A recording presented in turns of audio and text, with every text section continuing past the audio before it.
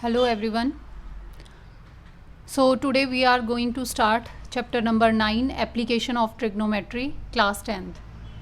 Before starting this chapter, we will discuss two important things, that is angle of elevation and angle of depression. Trigonometry के बारे में हम already 8 chapter में पढ़ चुके हैं, काफ़ी फॉर्मूले हमने वहाँ पे डिस्कस किए हैं. आज हम उसकी एप्लीकेशंस के बारे में पढ़ेंगे कि प्रैक्टिकली हम ट्रिग्नोमेट्री का यूज़ कहाँ करते हैं, right. So before starting the exercise, we will discuss two terms. First one is angle of elevation. Angle of elevation. अब एंगल ऑफ एलिवेशन क्या होता है? अगर आपके पास कोई हॉरिजॉन्टल लाइन है, कोई भी ग्राउंड है, ये हमने ले लिया ए बी, और ए एक ऐसा पॉइंट है जहाँ से मैं किसी ऑब्जेक्ट को ऑब्जर्व कर रही हूँ. Object is above the horizontal line. Suppose यहाँ कोई ऑब्जेक्ट है जिसको इस पॉइंट से ऑब्जर्व किया जा रहा है, तो इस लाइन को, जिस पॉइंट से ऑब्जर्व हो रहा है और जहाँ ऑब्जेक्ट है, इस लाइन को हम बोलते हैं line of sight. Line of sight. Okay, so let's see B the object.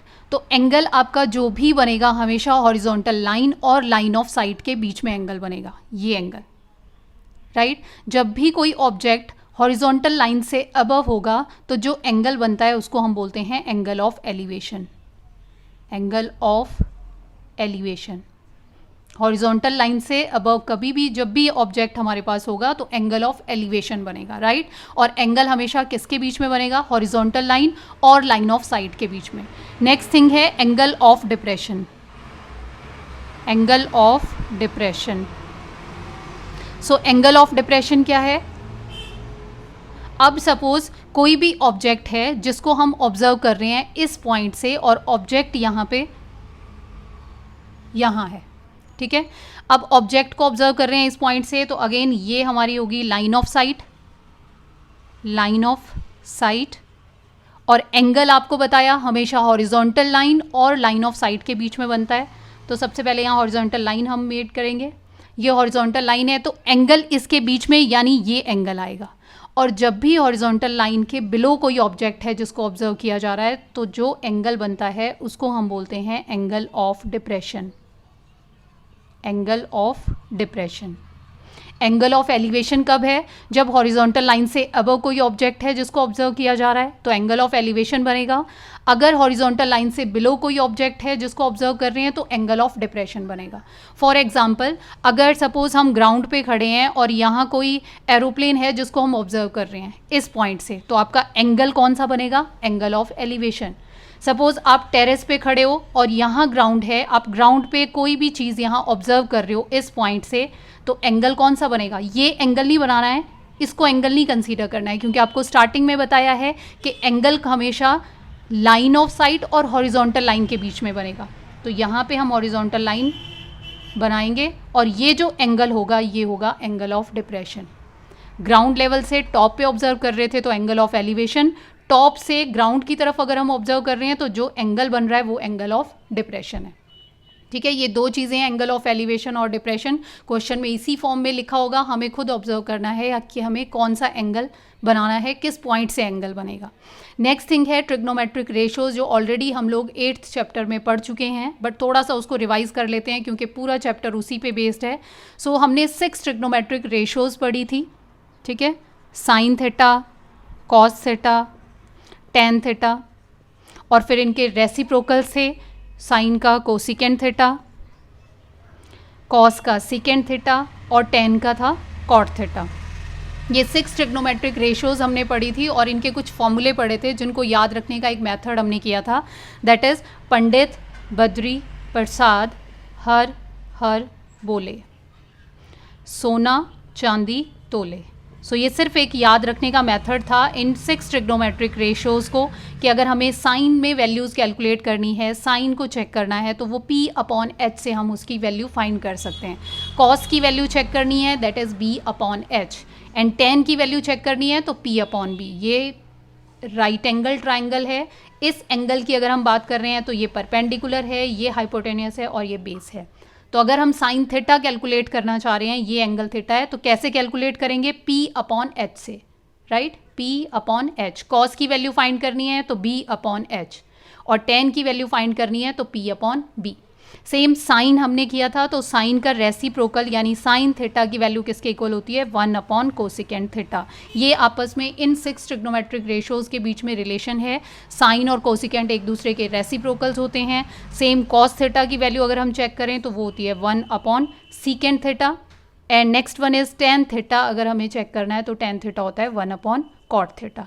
ये 6 ट्रिग्नोमेट्रिक रेशियोज हैं जिनको हम यूज़ करेंगे एंगल ऑफ एलिवेशन और डिप्रेशन का यूज़ करके नेक्स्ट एक्सरसाइज को हम सॉल्व करेंगे, राइट। सो स्टार्ट करते हैं exercise 9.1। Yes, so first question is a circus artist is climbing a 20-meter long rope which is tightly stretched and tied from the top of a vertical pole to the ground. One vertical pole is given, so let AB be the vertical pole, which is tightly, one rope is given which is tightly stretched and tied from the top of a vertical pole to the ground. Ground पे कोई point है और उस rope को इस top से ground point पर तक ये बांधा है सी पॉइंट पे। AC is rope which is given 20 meter long, so this length is 20 meter. Next one is find the height of the pole. We have to calculate this height AB if the angle made by rope with the ground level is 30 degree. Angle made by the rope is AC, with ground this angle is given 30 degree. Rope is AC and ground is BC, so this angle is 30 degree. In this right angle triangle we have to calculate the height AB. Okay, so in solution firstly we will write what is given. So given is length of the rope is given, so length of rope is equal to 20 meter. Height of the pole, height of the pole is equal to AB, or you can write H meter.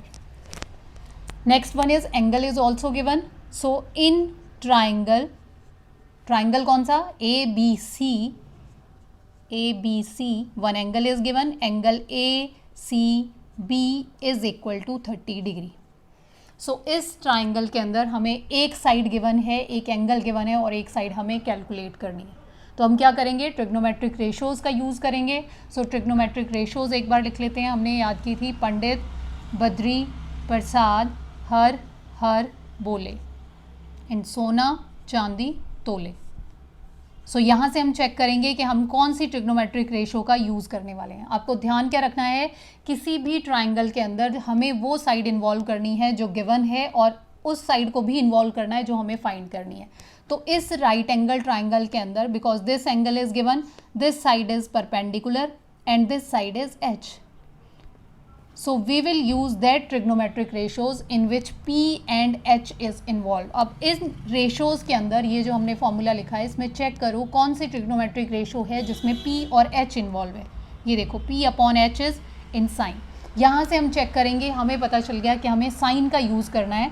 So next step is sine angle is 30 degree, so sine 30 degree is equal to formula is P upon H।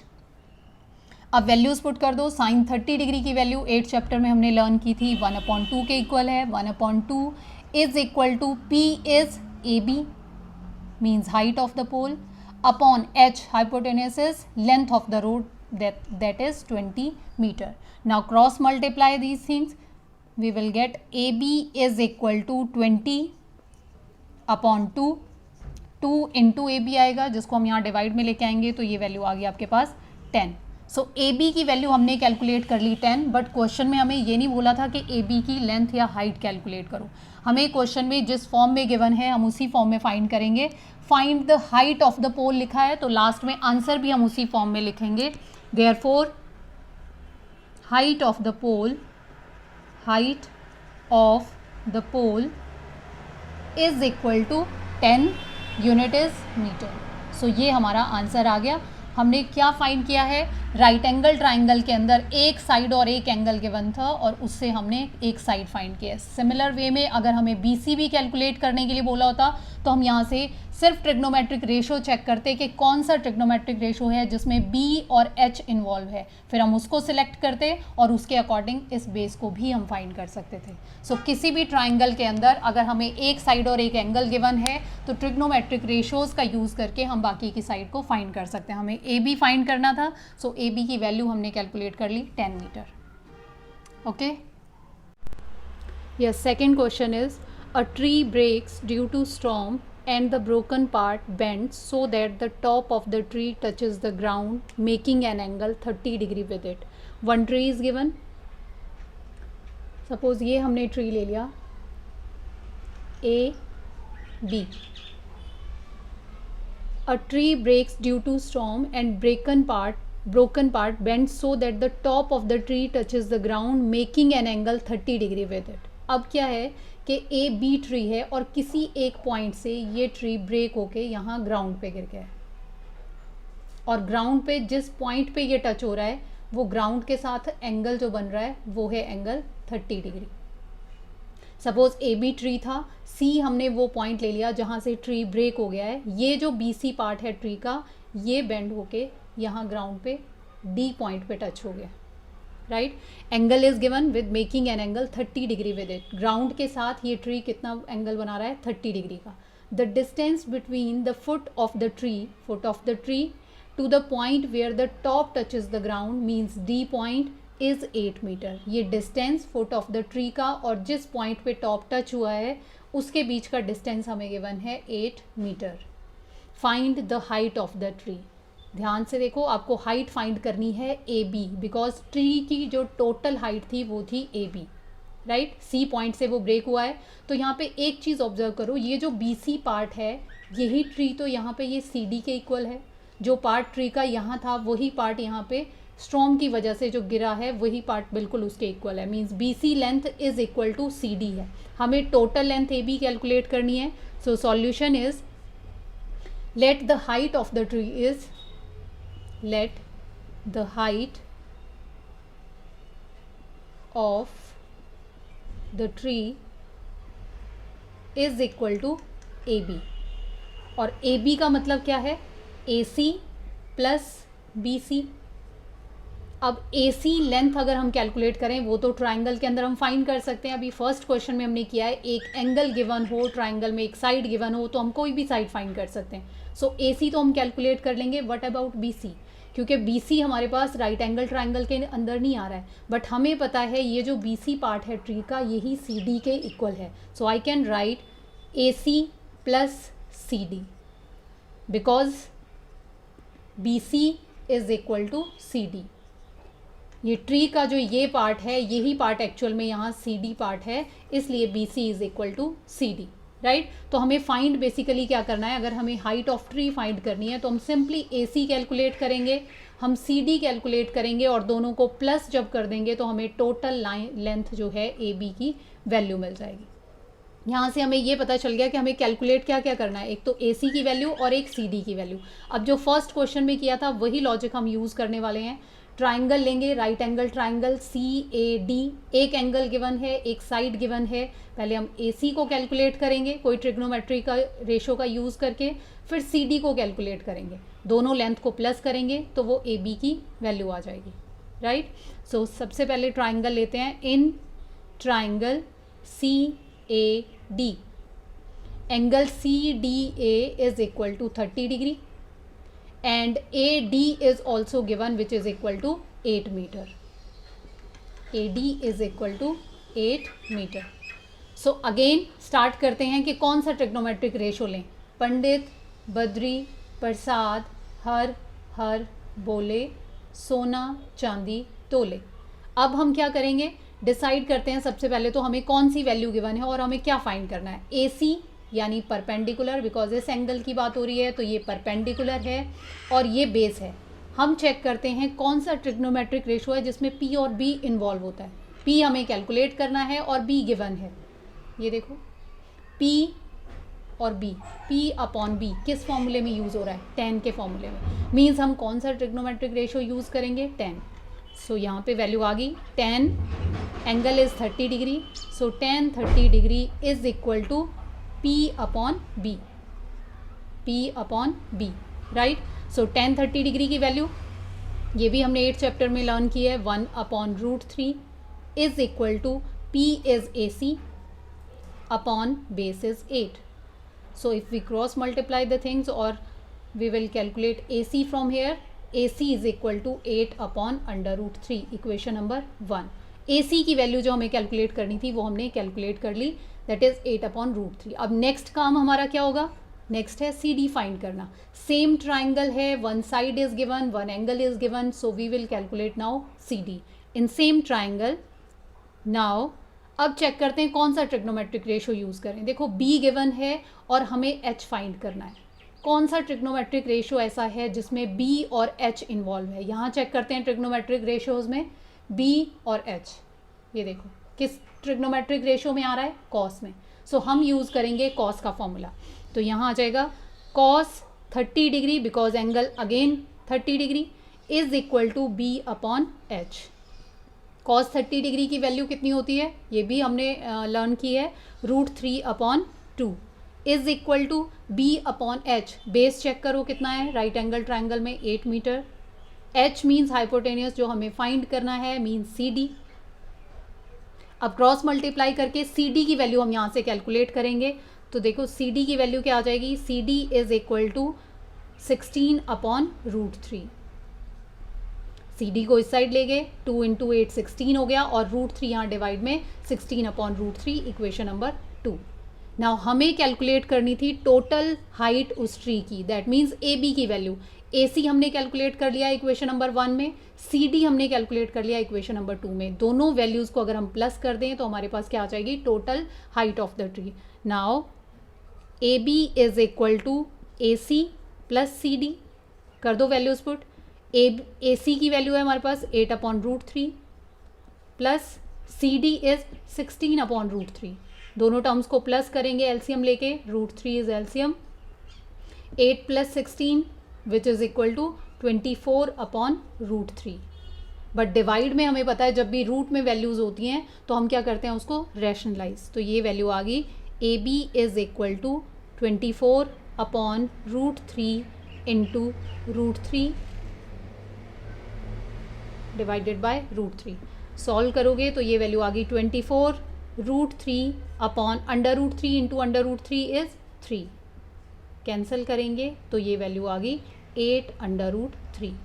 ये किसकी value है? AB की. But again question में AB की value नहीं find करनी थी, हमें फाइंड करना था, क्वेश्चन में गिवन था यहाँ पे, ये चेक करो, हमें फाइंड करनी थी height of the tree. So इसी फॉर्म में हम आंसर लिखेंगे लास्ट में. Therefore height of the tree, therefore height of the tree is equal to 8 under √3 metre. So ये हमारा आंसर आ गया. ठीक है.